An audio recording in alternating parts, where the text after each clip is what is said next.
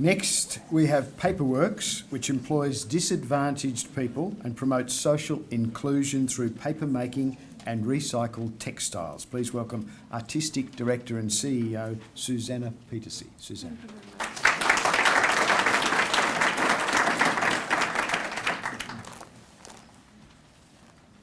We all dream dreams. Some dream big and some dream small. But the dreams inspired by our loved ones, those often have the most profound effect. 7 years ago, Canberra couple Peter and Maria Rouse had a dream for their mentally ill and disabled daughter Anna. They dreamt of an inclusive, creative environment where people, irrespective of background or ability, could enjoy a richer social experience. So they established Paperworks, a place where, around a fun and messy craft activity, people could form friendships to reduce the impacts of loneliness on their lives. Why would this matter? Recently, a Sydney Morning Herald article pointed out that 1/3 of all Australians are feeling isolated and separate. A chronic sense of loneliness can leave a person vulnerable to depression, and depression is fast becoming the world's leading cause of disability. The majority of Paperworks' participants are suffering from depression.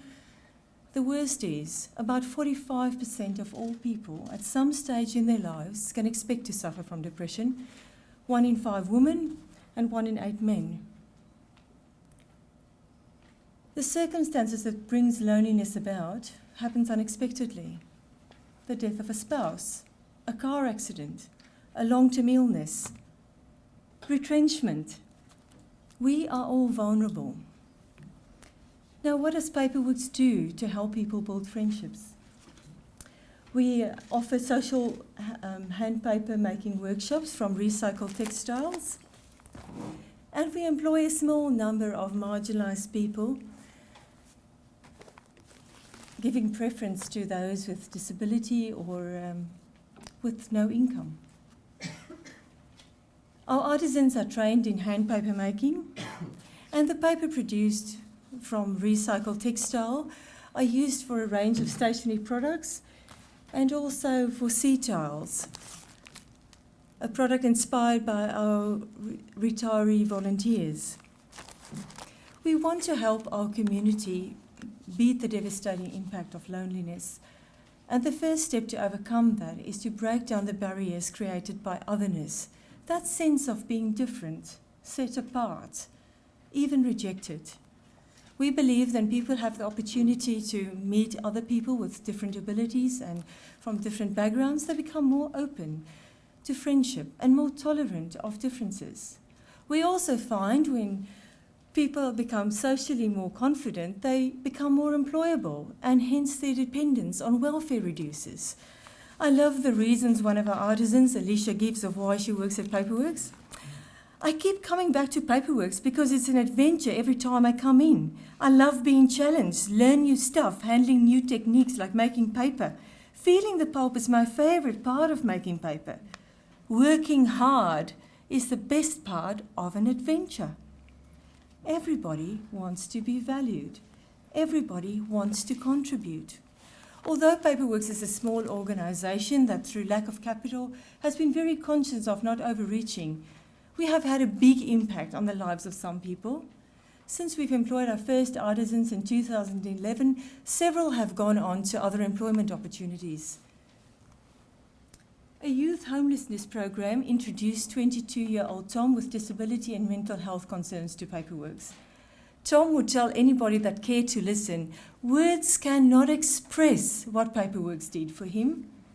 Fittingly, previously homeless Tom now works for community housing. The quality of impact matters to Paperworks, not quantity. We don't try and process our artisans and move them speedily on, no. Instead, we try and build up their confidence in transferable skill sets like staying on task and following instructions. When they are ready, upward mobility will come naturally. Sarah and Louise are 2 of our artisans that was employed in 2011. Both of them are now ladies over the age of 50, but neither has had employment since their early 20s. Recently, Sarah commenced volunteering at St. Vincent's de Paul Society. How amazing is that? We have a dream. We want to scale our business, and we believe that our sea towels have wider distribution potential. And with wider distribution potential becomes the potential of less textile to landfill, more employment opportunities for people that are marginalised. But to get there, we need to secure the wage of our studio coordinator. The studio coordinator's wage is operationally critical to Paperworks. The studio coordinator oversees production, and she also manufactures the specialised pulp from recycled textile. The workshops and the production team both uses the textile pulp for paper making. Without the studio coordinator, no textile recycling, no production, and no meaningful employment. To fund this position would give us a budget certainty that we have not had before. We only need employment for 12 hours a week, which means $15,600 a year is all we require.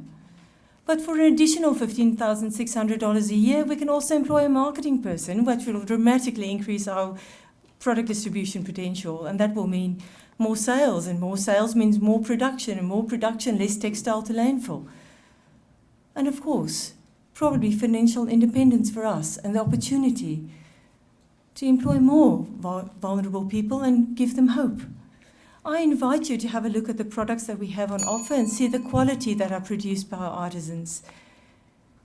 And then I implore you, Canberra, please, pledge generously tonight to your very own Paperworks. Thank you.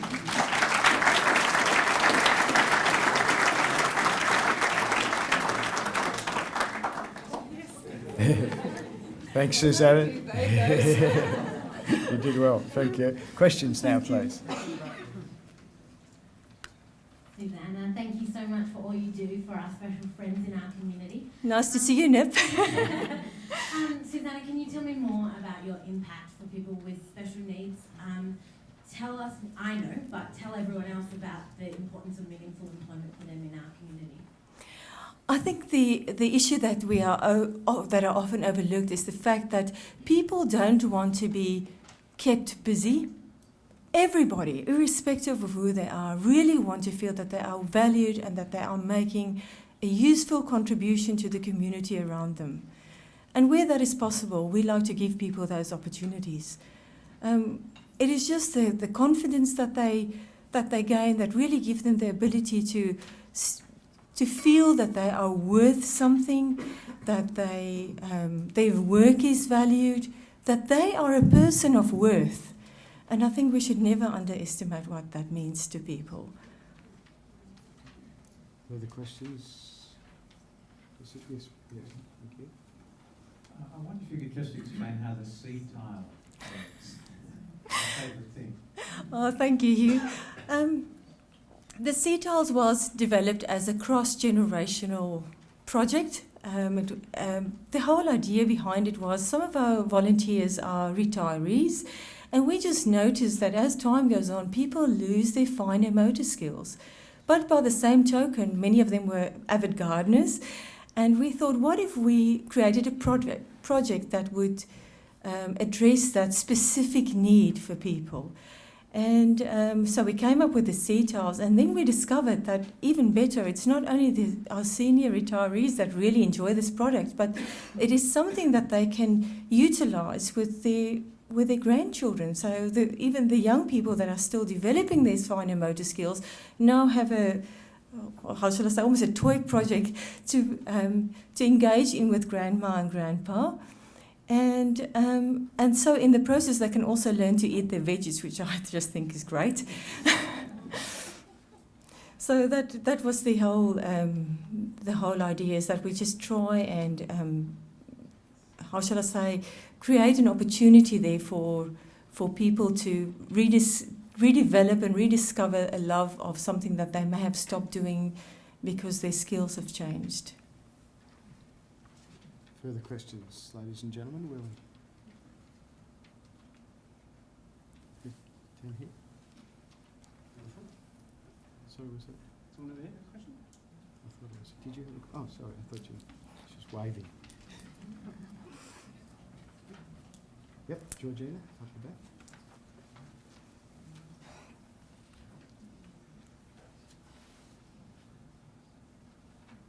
Susanna, congratulations. I know how hard that was and you did such an amazing job. I just wanted to hear a little bit more about the retail of the paper and how you sell that. And I know there's a dream out there to get a marketing person to have greater distribution, but I'd love to hear a bit more on that side. Yes, Georgina, we've recently been talking to the Waste Management Reference Group in Canberra, and part of that was that the ACT really wants to encourage social enterprises to take on the opportunities to recycle waste. And textile waste is quite a big issue, I think bigger than we probably realise. But so that was partly of why we've started converting the textile into paper, because then the paper can go into mainstream recycling. But so we sell a lot of the paper as stationery and cards and books, and that happens mainly through around tourist centres around Canberra. But and I think this is where we'd really like a bit of help.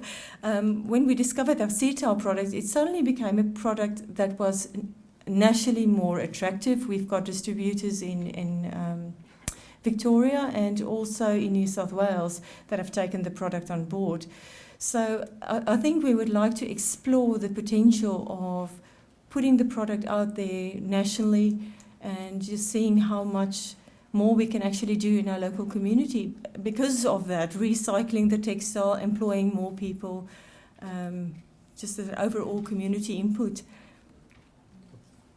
So, Do you have web-based sales working at the moment? Yes, we do. Thank you. I'm really excited by the fact that you address those issues of good mental health, that we all need someone to love, we need something to do and have something to look forward to.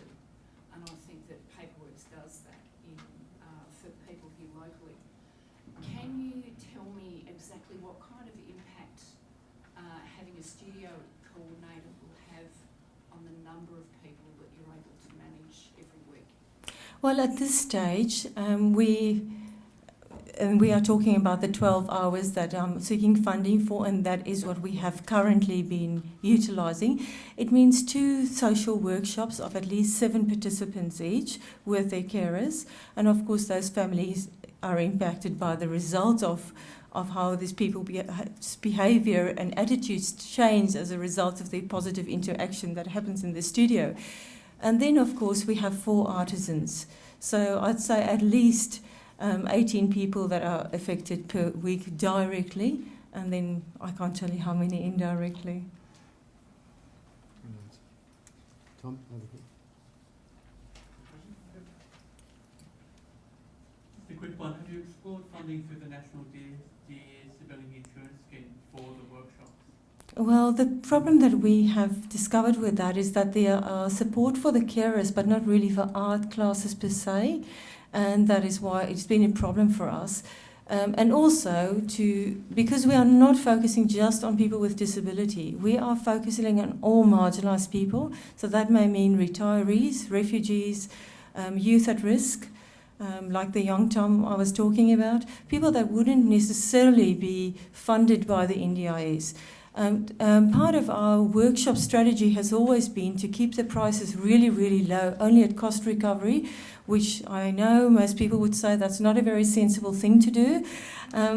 But for us, it has always been our community focus is such that we really want everybody to be able to participate. We do not want people to be excluded on the basis of something being affordable or not. One more question, ladies and gentlemen. We've got one. Okay. No, that's great. Thank you Thank very you. much. Well done, Suzanne.